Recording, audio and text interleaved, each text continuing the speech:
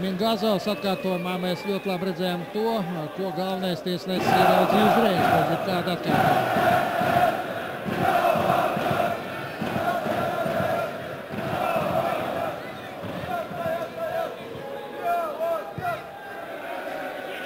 Neprecīzi piespēle kārtējā, var teikt, neprecīzā piespēle Genkova virzienā, bet Gomedigundā paliek Vislai.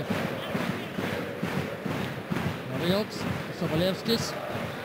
Gandrīz kāds spēlē kapteins.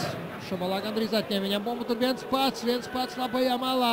Lamejs, nu kādam dziļāk jāatkāpjas. Lamejs piespēlē. No mūsu komandas spēlētāja. Skatāmies vēlreiz, kas tur notika.